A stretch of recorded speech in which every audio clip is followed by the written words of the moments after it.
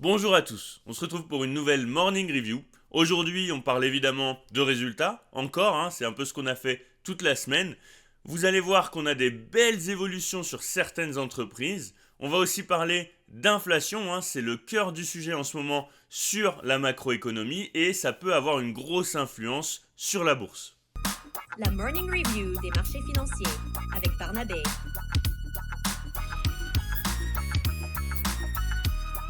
Pour ceux qui veulent, ce soir je serai en live sur YouTube à 21h si ça fonctionne. Je vous analyserai notamment Adyen parce qu'on me l'a pas mal demandé et puis vous pourrez me poser des questions, me proposer vos actions à analyser, je répondrai avec plaisir. Et on commence avec Google qui nous a offert hier soir, après la clôture du marché US, des super résultats. On a des belles perspectives, on a un tout nouveau dividende, un petit peu à la méta il y a quelques mois. On a énormément de rachats d'actions et on a une diminution du nombre d'employés, donc on fait quand même des économies. Donc pour Google c'est très positif, on va rentrer un petit peu dans le détail. Globalement, on a une croissance du chiffre d'affaires de 15% et on est au-dessus des estimations. Ça, le marché aime bien généralement. Pareil pour le bénéfice par action, on est très largement au-dessus des estimations, on est à 1,89 alors qu'on estimait 1,49. Donc ce qui est assez important. On a une augmentation du revenu dans tous les secteurs, que ce soit YouTube, le cloud ou encore tout ce qui va être recherche. Donc c'est très très positif pour Google et vous voyez on était à plus 12,6% en post-clôture. Donc je suis très content d'être positionné dessus sur le CTO. Je regrette presque de ne pas avoir beaucoup d'actions. Donc voilà pour Google. Ensuite, on enchaîne avec Sanofi. Sanofi qui offre des résultats plutôt corrects par rapport à ce qui était anticipé. On surveillera quand même la section autres médecines, donc les autres médicaments notamment, avec un moins 8%, mais en revanche, le reste des secteurs est très positif, avec notamment une croissance assez rapide du Dupixent, ce qui est plutôt positif, et on anticipe des nouveaux revenus avec la création de nouveaux médicaments. Donc c'est plutôt positif pour Sanofi globalement. Pour Sanofi, on a enfin réussi à break avec toute une bougie, comme vous pouvez le voir. Notre résistance baissière qu'on avait là, on avait fait plusieurs tentatives, mais globalement, on n'y arrivait pas. Potentiellement, la prochaine étape, là, comme vous le voyez, c'est la moyenne 50 périodes en weekly, et ensuite, on aura cet order block vendeur qu'il va falloir passer avec quand même une zone acheteuse tout ici, là, comme vous le voyez, avec les trois sommets qu'on voit juste ici. Ensuite, on a Schneider Electric, une très grosse position sur mon PEA, comme vous le savez pour ceux qui me suivent. On a une belle croissance du chiffre d'affaires avec 5,3% de croissance.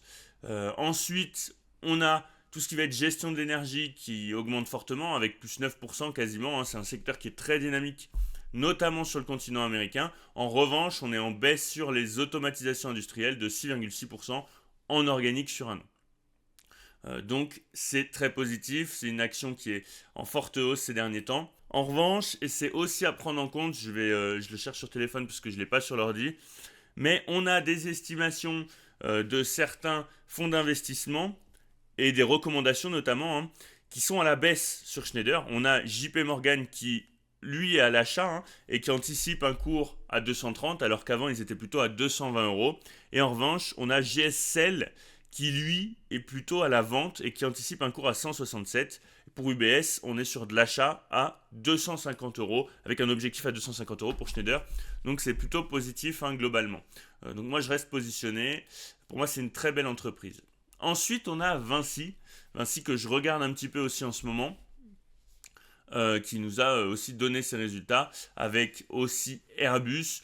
Donc c'est correct pour Vinci. On a surtout un carnet de commandes qui atteint des nouveaux records. En revanche, on surveillera quand même l'endettement financier avec une hausse qui reste quand même limitée et des perspectives 2024 qui sont confirmées. Pour Airbus, c'est pareil. Vous savez, il y a quand même une grosse compétition entre Airbus et Boeing, et on a Boeing qui sous-performe plutôt là en ce moment à long terme, hein. Si on compare le cours de bourse des deux actions, Airbus est beaucoup plus efficient, et on a toujours une croissance correcte, hein, pour le chiffre d'affaires, mais les résultats sont un petit peu en demi-teinte pour ce trimestre, pour ce premier trimestre, hein. Il y a beaucoup d'attentes sur Airbus parce que Boeing n'arrive pas à satisfaire les investisseurs. Et on a quand même des perspectives 2024 qui sont confirmées. Donc Airbus, quand même, à surveiller. Mais les résultats ne sont pas non plus exceptionnels. Pour Vinci, vous voyez qu'on est en train de s'arrêter. Je ne sais pas si vous voyez bien, mais en bleu turquoise, là, sur la moyenne mobile 50 périodes en weekly, on a une zone d'order block acheteur vers les 100 euros. Une zone qui potentiellement pourrait commencer à m'intéresser, mais je suis plutôt patient sur le dossier. On vient d'avoir les résultats de Total avec un chiffre d'affaires qui ralentit de 5% par rapport au quatrième trimestre 2023, hein, en données publiées, et de 10% par rapport au Q1 2023. Un résultat net qui est en augmentation de 13% par rapport au dernier trimestre de 2023 et de 3% par rapport au premier trimestre 2023. Donc, globalement, je trouve que c'est quand même plutôt mitigé pour Total. Faudra les lire de façon plus profonde, les résultats en soi, parce qu'il n'y a pas que ça en termes de données. Et on a aussi Safran. Safran, là, on est avant l'ouverture, hein, donc pour moi, il est 8h35. Pour Safran, on a un chiffre d'affaires qui a une belle croissance, hein, 18% par rapport au premier trimestre 2023. Donc c'est plutôt pas mal. On a une croissance à deux chiffres du chiffre d'affaires, hein, dans toutes les activités, et des perspectives pour l'exercice 2024 qui sont confirmées. Donc pour Safran, c'est plutôt positif. Ensuite, on a Accor qui a aussi publié ses résultats, hein, qui sont en hausse au premier trimestre, avec notamment une croissance en Asie-Pacifique et au Moyen-Orient. Donc je connais pas bien le dossier Accor, donc je vais pas aller beaucoup plus loin. Mais globalement, on a quand même un chiffre d'affaires en croissance. Donc je vous la fais rapidement. On va passer un petit peu à ce qui nous intéresse aussi, c'est-à-dire Microsoft. Microsoft, on a aussi eu des super résultats, hein. Vous voyez qu'on a un BPA à 2,94, il était attendu à 2,82, donc c'est très positif. Pour le chiffre d'affaires, on est à 61 milliards, on s'attendait plutôt à 60 milliards, donc c'est très correct.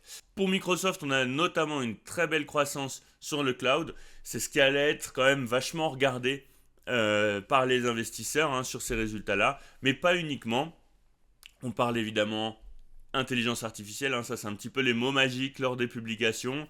Si on parle d'IA, ça peut être quand même à double tranchant, attention, hein. Mais bon, il n'y a pas une publication qui peut se faire sans parler d'intelligence artificielle. On a notamment AXA aussi, qui a parlé d'intelligence artificielle dans ses publications. AXA qui a publié aussi une publication plutôt sympa.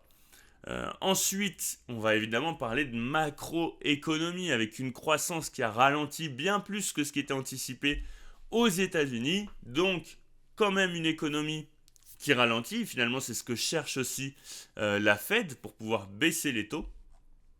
Avec une croissance économique qui est tombée à 1,6% contre 3,4% au quatrième trimestre de l'année dernière, donc de 2023. Donc on a quand même un très très gros ralentissement. En revanche, on a un indice PCE, hein, l'inflation PCE qui est liée aux dépenses de consommation personnelle qui augmente plus que prévu. On est à 3,7% alors qu'on s'attendait à 3,4%, sachant qu'on était à 2% au dernier trimestre 2023. Donc ça, c'est pas forcément une bonne nouvelle pour la Fed.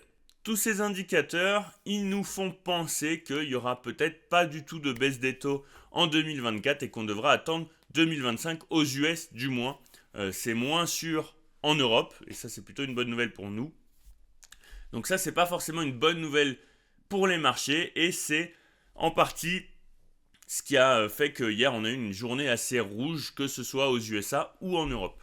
Si on compare le S&P 500 là en bleu clair au CAC 40 en bleu foncé, on voit que sur la dernière correction, le S&P 500 a eu tendance à plus corriger que ce que n'a corrigé le CAC 40 et ça c'est potentiellement lié à la politique monétaire justement en Europe et aux États-Unis qui est assez différente.